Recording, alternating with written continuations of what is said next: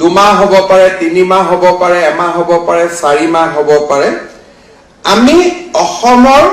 মহিলা আত্মসহায়ক গোটৰ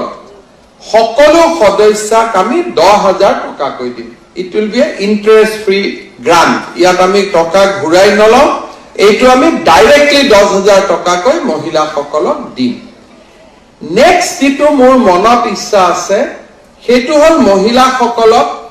আমি 15,000 টকা লোন দিম আৰু আকৌ 10,000 টকা আমি সাবসিডি দিম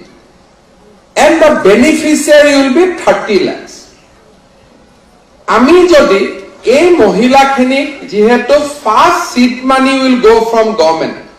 first 10,000 seed money will be given by government second 15,000 will be loan again 10,000 will be subsidy and if that 15,000 loan can be given in 7% out of that again 3.5% we will reimburse that means amar mohila সকলে সৰু সুৰা উদ্যোগ কৰাৰ এটা বহুত ডাঙৰ সুবিধা লাভ কৰিব 20 লাখ মহিলাই মাইক্ৰো ফাইনান্সৰ লোন লৈছে কিন্তু এই লোনৰ যেটো ৰেট অফ ইন্টাৰেষ্ট আছিল 24% 26% আৰু কোনোবাই যদি 1 লাখ টকাৰ লোন লয় আৰু তাৰ পিছৰ বছৰত যদি 1,25,000 টকাৰ তেওঁলোকৰ মূল আৰু সুদ মিলি বেংকত ধাৰৰ এটা পৰিমাণ হৈ গৈ অসমত এনেকুৱা কোনো ব্যৱসায়ী নাই যি ব্যৱসায় সফল হ'ব পাৰে লোন দিয়াৰ যেটো শৰ্ত আছিল সেই শৰ্তসমূহ বেছিকৈ শিথিল হৈ আছিল আৰু লোন উদ্ধাৰৰ বাবে নিয়োগ কৰা এজেন্ট সমূহৰ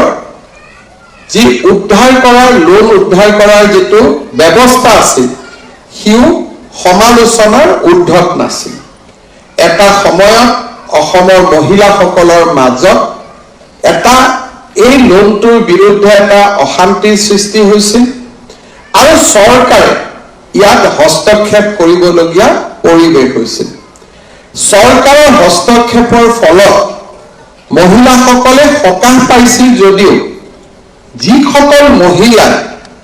দৰাচলতে ব্যৱসায়ত টকা পইচা বিনিয়োগ কৰিছিল তেওঁলোকৰ বাবে নতুনকৈ লোন লোৱাৰো যেটো পৰিৱেশ আছিল সেই পৰিৱেশটো বন্ধ হৈ গৈছিল যেতিয়া আমি মাইক্ৰো ফাইনান্স লোনত বেয়া বুলি কওঁ যিসকলে লোন লৈ ভাল কাম কৰি আছিল তেওঁলোকেও ভৱিষ্যতে লোন পোৱাৰ ৰাস্তাটো এক প্ৰকাৰ বন্ধ হৈ গৈছিল আৰু বহুত কোম্পানীয়ে অসমত অপাৰেচন বন্ধ কৰি তেওঁলোক অসমৰ পৰা আঁতৰি গৈছিল সেই সময়ত নেটফিল চেয়াৰম্যান মেনেজিং ডাইৰেক্টৰ দায়িত্ব মূৰ্তি ডাঙৰীয়াই গ্ৰহণ কৰিছিল আৰু আমি সকলোৱে জানো যে তেওঁ ষ্টেট বেংক অফ ইণ্ডিয়াৰ চিফ জেনেৰেল মেনেজাৰ হিচাপে নৰ্থ ইষ্ট জোনত সুখ্যাতিৰে তেওঁ কাম কৰি গৈছিল আৰু নৰ্থ ইষ্টৰ পৰিৱেশৰ ওপৰত তেওঁৰ এটা ফাৰ্স্ট হ্যান্ড এক্সপেৰিয়েন্স আছিল তেখেতে মোক আহি কৈছিল যে আমি এটা নতুন প্ৰডাক্ট আৰম্ভ কৰিব পাৰো যত নেকি আমি 12% আমি সুদ লম আৰু 12% সুদত আমি মাইক্ৰো ফাইনান্সৰ লোন দিম মই তেওঁক কৈছিল যে বেংকৰ পৰা আপুনি লোন লৈ ৰিফাইনান্স 12%ত কেনেকৈ কৰিব এতিয়া তেখেতে মোক কৈছিল যে 70 কোটি টকা মই ভাৰত চৰকাৰৰ পৰা বিনামূলীয়াকৈ পাওঁ বিনা সুতত পাওঁ আৰু বেংকৰ পৰা মই 8%ত লোন ললে আৰু দুইটা যেতিয়া মই বেলেন্স আউট কৰি দিম তেতিয়া মই উইদাউট প্ৰফিট 12%ত মই মাইক্ৰো ফাইনান্সৰ লোন দিব পাৰিম মোৰ মনত সন্দেহ আছিল মই ভাবিছিল হ'ব নহব কাৰণ সেই সময়ৰ পৰিৱেশটোৱে এটা পৃথক পৰিৱেশ আছিল 22ৰ পৰিৱেশ কোভিডৰ পিছৰ পৰিৱেশ আৰু সেই পৰিৱেশত এই আঁচনিখন সফল হ'ব বুলি ময়ো অনুমান কৰা নাছিল কিন্তু আজি আমাৰ বাবে সৌভাগ্যৰ কথা যে যোৱা দুটা বছৰত 27 সংখ্যক ইনকৰ্পোৰেচন দিন অৰ্থাৎ 2022 চনত আমি এই আঁচনিখন আৰম্ভ কৰিছিলো যত 2 লাখ টকা পৰ্যন্ত লোন পাব মৰ্টগেজ দিব নালাগিব আৰু 12% ইন্টাৰেষ্টতে আমি টকাৰ ব্যৱসায় কৰিব পাৰিম 24-25% ইন্টাৰেষ্ট টকা দিব নোৱাৰিলে ঘৰৰ পৰা টিভি ফ্ৰিজ উঠাই লৈ যোৱাৰ এটা পৰিৱেশ তাৰ বিপৰীতে 2 লাখ টকালৈকে উইদাউট 12% ইন্টাৰেষ্ট উইদাউট মৰ্টগেজ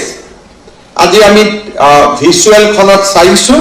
যে কেনেকৈ ক্ষুদ্ৰ উদ্যোগীসকলে তাক আদৰণি জনাইছিলে আজি আমি গৌৰৱ অনুভৱ কৰোঁ যে যোৱা 2 বছৰত 125 কোটি টকাৰ লোন আদায় দিয়া হ'ল 10,891 গৰাকী ক্ষুদ্ৰ উদ্যোগী ইয়াৰ পৰা আজি এক প্ৰকাৰ ক'ব গ'লে আমি এটা নতুন জীৱন আমি মুকলি কৰিব পাৰিম ইংৰাজীত কোৱা কথাখিনি আমি বহুতে কিমান বুজিছো বুজা নাই কিন্তু শুৱালকুছিৰ শিপিনী গৰাকীয়ে যিটো কথা ক'লে আমি সকলোৱে শুনিছো যে কমিটিৰ পৰা যদি লোন লয় মাহত এটা ইন্টাৰেষ্ট মাইক্ৰ ফাইনেন্সৰ আন ইনষ্টিটিউট বিলাকৰ পৰা লোন ল'লে 25-24% ইন্টাৰেষ্ট নেটফিৰ পৰা 12% ইন্টাৰেষ্ট লৈ 1.5 লাখ টকা দি তেখেতে এটা নতুন জীৱন আৰম্ভ কৰিছে আৰু আজি ইয়াত গোট খোৱা সকলো মহিলাই এই আঁচনিৰ পৰা উপকৃত হৈছে নে নাই আপোনালোক কোনে কোনে হৈছে হাত দাঙকচোন কোনে কোনে লোন পাইছে আপোনালোকে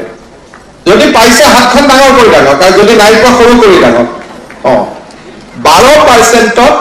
আজি আমি ইয়াত উপস্থিত থকা মহিলাসকলে লোন পাইছো আৰু 10,891 গৰাকী হিতাধিকাৰী আৰু হিতাধিকাৰীৰ মাজত বিশেষত্বটো হ'ল যে 96% মহিলা অৰ্থাৎ 96% মহিলা ইয়াত উপকৃত হৈছে এতিয়া আমাৰ সন্মুখৰ ৰোড মেপটো কি 2022 চনত এটা আমি প্ৰয়োগ কৰিলো 2024ত আমি 10,000 সংখ্যাত উপনীত হলো 12% ইন্টাৰেষ্ট 12% টো কেনেকৈ বনোৱা হৈছে 7% নেট ফি আৰু 5% আমি ইয়াত শুনিলো গ্ৰামীণৰ জৰিয়তে লোন পাইছো অমুকৰ জৰিয়তে লোন পাইছো অৰ্থাৎ বেংকিং কৰস্পন্ডেন্ট সমূহ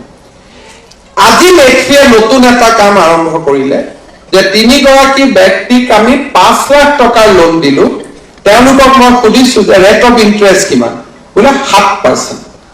তাৰমানে মাজৰ যিটো ইন্টাৰমিডিয়েটৰী সেইটো নোহোৱা কৰি দিয়া হ'ল and now Netfi is going to give the credit up to 5 lakhs at rupees at an interest of 7%. 7% of interest of loan অসমত কতো নাপায়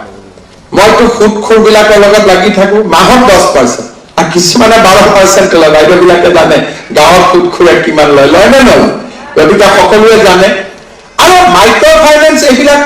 এই বন্ধন তেওঁলোকতো মই মোক বেয়াও পাই মই বদমাছ বুলিয়ে কিহৰ কাৰণে 25% ইন্টাৰেষ্ট লয় টাইটো মাৰি এনেকে আহে যেন মানুহক সহায় কৰিবৰ কাৰণে আহিছে মোক সেইকাৰণে বেয়াও পায় মই য'তে পাওঁ দুআষাৰ বেয়া কৰিয়ে কওঁ মই ভাল কৰি নকওঁ কাৰণ somehow I am convinced যে এওঁলোকৰ পৰা মানুহৰ উন্নতি নহয়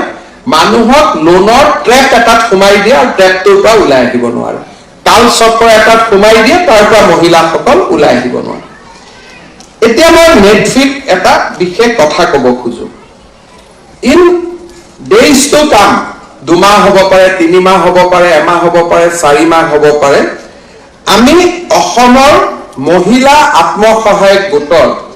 সকলো সদস্যক আমি 10,000 টকাকৈ দিম it will B A interest free grant ইয়াত আমি টকা ঘূৰাই নলওঁ এইটো আমি ডাইৰেক্টলি 10,000 টকাকৈ মহিলাসকলক দিম নেক্সট যিটো মোৰ মনত ইচ্ছা আছে সেইটো হ'ল মহিলাসকলক আমি 15,000 টকা লোন দিম আৰু আকৌ 10,000 টকা আমি সাবসিডি দিম and the beneficiary will be 30 lakhs আমি যদি এই মহিলাখিনিক যেহেতু first seed money will go from government first 10,000 seed money will be given by government second 15,000 will be loan again 10,000 will be subsidy And if that 15,000 loan can be given in 7%, out of that again 3.5% will reimburse. That means আমাৰ মহিলাসকলে সৰু সুৰা উদ্যোগ